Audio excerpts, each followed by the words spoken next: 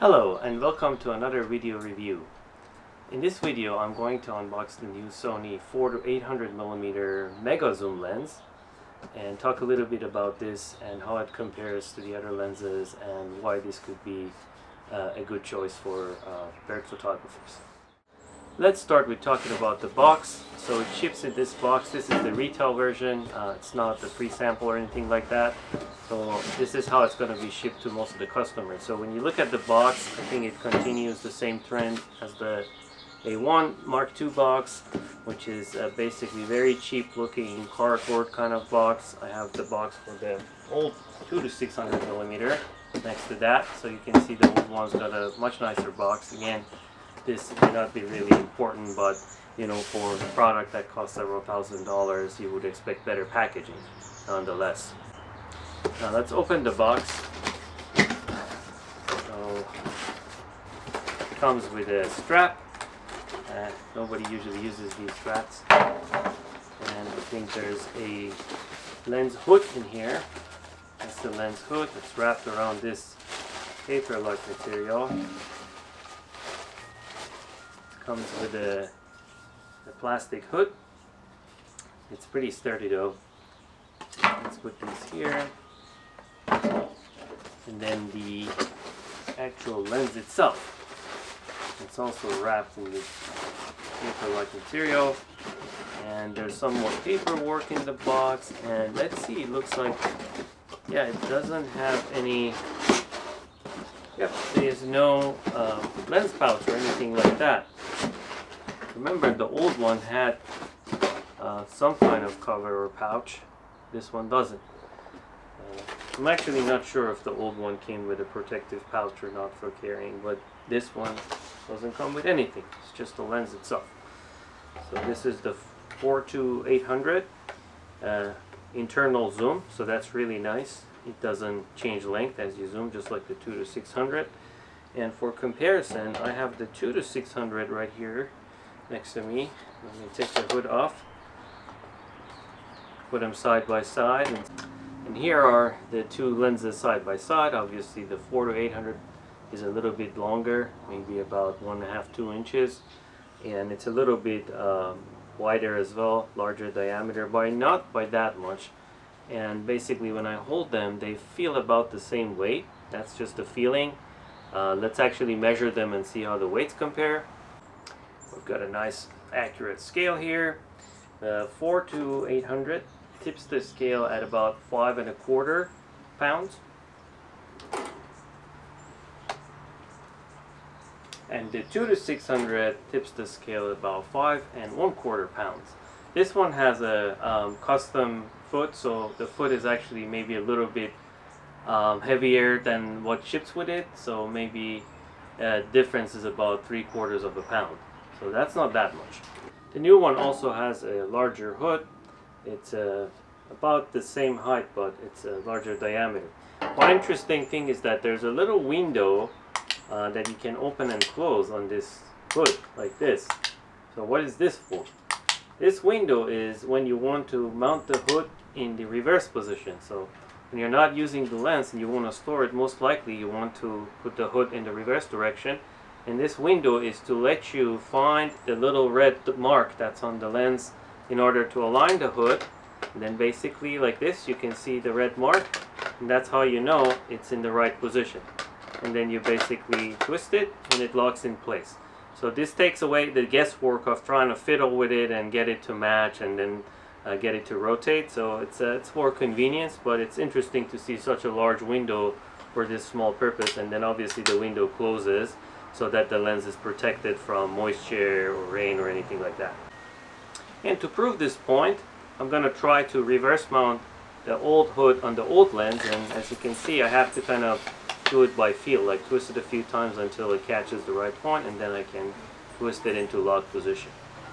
Okay, one question is this a light lens? Well, it's not super heavy, but I wouldn't call it a light lens compared to something like a 300-2.8. This is a really light featherweight lens. I mean, as soon as you pick it up, this one feels like a feather. Obviously this is 300mm, but with the 2x converter you can get to 600mm f 5.6. So if you just want 600mm, this lens is going to be a lot lighter and more compact than the mega zoom lens. So now I've mounted this lens on my A1 Mark II. How does it feel? It feels okay. It doesn't feel like super light like the 300 f2.8 obviously, but it is lighter than the 600 f4, which I handhold all the time. So the weight is okay. It's not front heavy, so it's balanced quite well. And one nice thing that this lens has that the 2-600 doesn't is that it's got full-time manual focus. So you can flip that switch to on, and then as the lens is autofocusing, you can basically rotate the manual focus ring to do focus adjustments and things like that. And the zoom ring is very smooth and operates really nicely. It's very big, so it's really easy to reach. And the focus seems to be very smooth. Obviously, I can't test it here. I have to take it out to the field and have a bunch of birds, different kinds of birds, to test it out and see how good it is for that application. But overall, it feels similar to the 2-600, and obviously this one goes to 800 millimeters, and that is a plus. So let's talk a little bit about why would you want to upgrade to this lens if you already have the 2-600, or if you're in the market for such a lens, why would you want to opt for this over the 2-600? And here's the 2-600.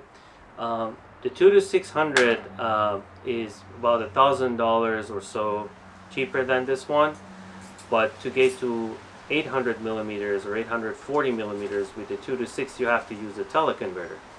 And I've done that a few times with my 2-6, and I do not like the results. The sharpness is not up to my standards. The images are basically too soft and lack micro contrast on my A1 Mark II and A1, so I generally never do that. If I need to, if I'm using this lens and it's not long enough, I just crop and that's it. If it's too far, then it's too far for this lens, and then I have to use a different lens. So I don't really like using this with the 1.4 under any circumstances. You know, sometimes if the light is great, the subject is like super close and everything is perfect, you can get a shot and then you can post-process it and sharpen it and all that, and it'll look okay, you know, when you post it on the internet. But it's not something that I really personally find acceptable. So this one for me tops out at really 600 millimeters. Even though you can put the 1.4, for me the end of this lens is 600 millimeters as at f6.3. This one goes to 800 millimeters, but it is f8. Actually, it's a variable aperture from f6.3 to f8. So one thing that you all want to know is that what is the maximum aperture at 600 millimeters to compare with the old one? Well, typically these kind of mega zoom lenses, the aperture drops really rapidly as you zoom in. So most of the time it's actually going to be at the slowest aperture of f8. And now I'm just going to verify that and see what focal length, at what focal length the aperture draws from 6.3 to 8. And let me do that right now. So it's still 6.3. I'm zooming in. It's f7.1 now. So at about 510 millimeters, I would say, it's dropping to f7.1. And then let's keep zooming. And just around 600 millimeters, it drops to f8. Let's see, like, it's really hard to precisely set it to 600 millimeters, but yeah, at 600 millimeters, it is at f8. So if you just shoot 600 millimeters, this one is actually faster. This is f6.3, and this is already f8 at 600 millimeters. So that's a disadvantage, but at the same time, if you are going to need longer than 600 millimeters, this one just doesn't do it for me, and this one can go to 800 millimeters. I think overall the high ISO performance of modern Sony cameras are quite good. Whether you're using the A1 or A9 series, they're pretty good. So I wouldn't really stress too much over dropping from f6.3 to f8 for noise performance. For autofocus, there is going to be a little bit of a difference, but again, that's not such a deal breaker for me. I found that for Sony flagship cameras such as the A1 series and A9 III, as long as your aperture is not slower than something like f9, the autofocus performance is quite good, and the hit that it takes is not that significant that you want to set it aside and not use it at all. If it's slower than f9, then yeah, then it becomes kind of tricky and it may hunt and all that, so you don't want to use that combination. So the comparison between the two lenses really boils down to what is the maximum focal length that you need. From a weight and handling point of view, they're both similar. The new one is a little bit heavier. It's got more reach, so that's understandable. But it's not that much heavier that I would say would make a difference in the field. So it really boils down to whether you're good with 600 millimeters or you need 800 millimeters. And obviously I have to compare the sharpness between the two. The 2 to 600 is actually quite a good lens. Is not the same as a prime lens. Obviously you get this question all the time. Is it the same as 600 f4? No, it's not. If you do a comparison, you can definitely tell the difference. After processing, and if you want to post on the internet, if you get sharp shots with both of them, probably you won't be able to tell that much of a difference. But if you blow up your raw files on a big monitor, yeah, this is not going to be same as prime. This one I haven't tested yet, so I have to compare it. And my gut feeling is that it's going to be similar to this lens, to the 2 to 600 in terms of its sharpness. And I'm more interested to see how the sharpness looks like at 800 millimeters, because like I said, this one is good at 600 millimeters, and as I just mentioned, it's also faster, 2/3 of the stuff, 6.3 versus f8. So I'm going to compare them at 600 millimeters, and then I'm going to look at this guy at 800 millimeters, maybe compare it with something like the 600 f4 with the TC to see how it compares. But from what I've seen from Sony, their latest lenses, it should be more than acceptable. But that's something that I will verify in my full review of this lens. Another difference between the two lenses is that this one, the minimum focus distance is 2.4 meters at 600 millimeters, and this one is 3.5 meters at 800 millimeters. And about the price, as I mentioned, this one is $3,000 US, and this one is about 2,000 now. I think you can find this one on the used market for lower too if you're interested in this lens. So overall, I don't think you need both of these lenses. You got to make up your mind and have one of them, because they have overlapping focal lengths, and basically they're similar kinds of lenses. And whether you want this one or you want the older one really depends on whether you want 800 millimeters in the same package or not. If the answer is yes, this is your lens, and if the answer is no, you can save yourself money by just picking up this one.